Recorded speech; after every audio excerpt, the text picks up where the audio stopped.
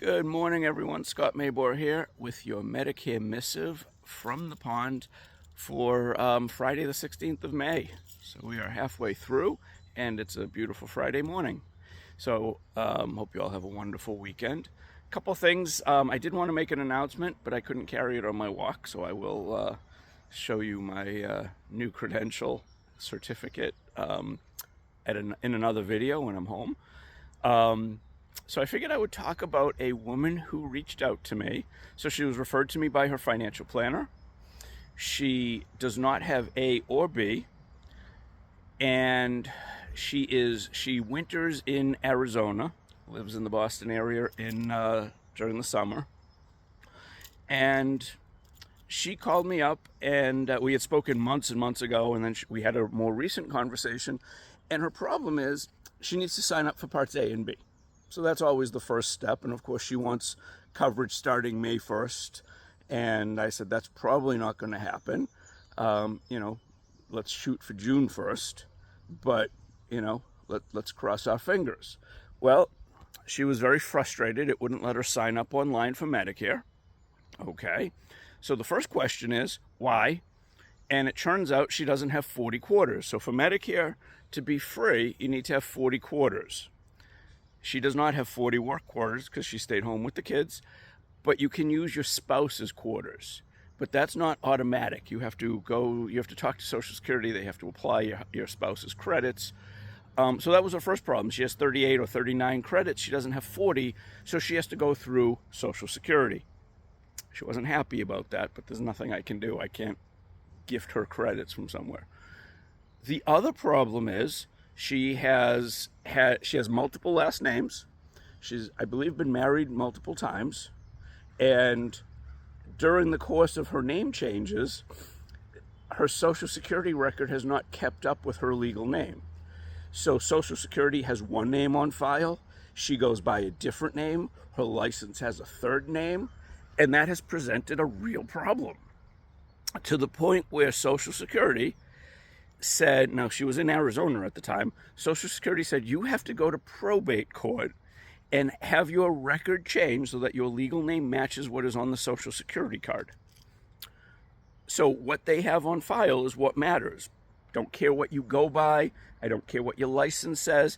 If Social Security has this name, that's the name that's going to be on your Medicare card, whether you like it or not. You can change it through Social Security, but in her case, she can't change it because her name doesn't match. So what they told her is, when you come back to the Boston area, you need to go to your local probate court, legally change your name so that it matches the Social Security card, and then get a driver's license in that name so that you can then go to Social Security office and have them issue you Medicare. So this is a long, drawn-out process. And the reason I tell you the story is twofold. One, there are things that happen with Medicare and Social Security that are completely beyond my control, certainly, somewhat your control, because Medicare, Social Security has to fix this, and they're making her jump through some really difficult hoops, in my mind, to fix it. And it's time-consuming. And in the meantime, she needed insurance for May 1st. She is back in town. We'll see if she gets it for June 1st. I know she had an appointment and a court date coming up. I don't know if they'll actually require the license. They said the person she spoke to said yes. So you got to wait for that to get issued. But it's a mess. I mean, it's just a mess. The other thing is, if you apply for Part A, so for many people, Part A, most people don't pay for Part A. It's the hospital insurance. If she had applied for Part A when she turned 65, we would have known all these issues a couple of years ago. So she's 67, 68 now. If she had applied for Part A, she would have, and it gone through. You get a Medicare card, the paper card, that says Part A, hospital only. And I used to never recommend people do it. But the truth of the matter is, it's a way to kind of short circuit this and see, do they have my date of birth wrong in the system? Is it transposed? Sometimes I'm listed as having a November 5th birthday instead of a May 11th birthday. Is there, what is the issue? And when there's no time pressure, you could say, why won't you issue me Part A? Oh, there's a problem with my quarters. There's a problem with my name. There's a problem with my date of birth. So you know that in advance. Now, Part A very rarely will give you much of a benefit if you have halfway decent insurance from an employer or a spouse's employer. But it's free, so you don't have a downside. The only stipulation is if you are contributing actively to a health savings account, an HSA, so you're contributing directly, your spouse is contributing on your behalf, an employer is contributing on your behalf, you cannot have Part A, period. You cannot have A or B. So as long as you're not contributing to an HSA, you can have one, but you can't contribute to it. You can sign up for Part A, get in the system, quote unquote, get in the system, and that way, if there is a problem, you know about it before you actually need insurance. And that would have saved this woman a lot of aggravation.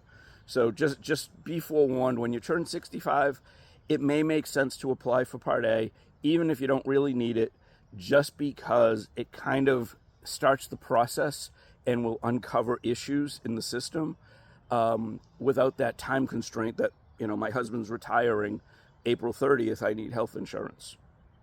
So that's the point for today. And the only other thing I'll mention is some people did reach out and ask for a long-term care quote. I'm happy to provide you with a quote. I will run a couple different, 2 or 3 carriers. It's not a guarantee that you will approve. It's not a guarantee. It doesn't necessarily mean you need or want the policy. But if you're curious about what long-term care costs, let me run a quote for you.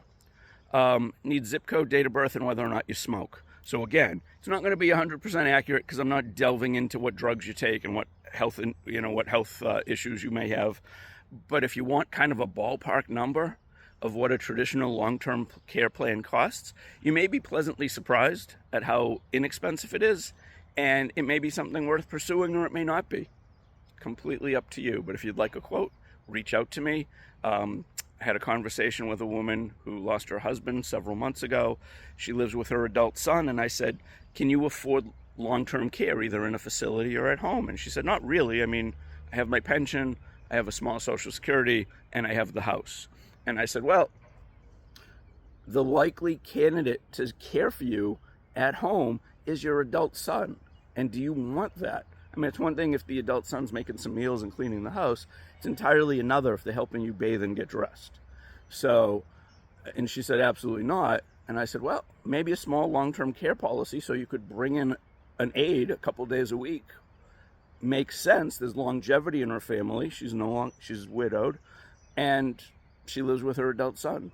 So, yes, there's somebody who could care for her, but is that the ideal person? Not only that, he has a job, so he can't be there 24/7. Does it make sense? Long-term care doesn't have to be in a facility. It can be at home. It's anything non-medical.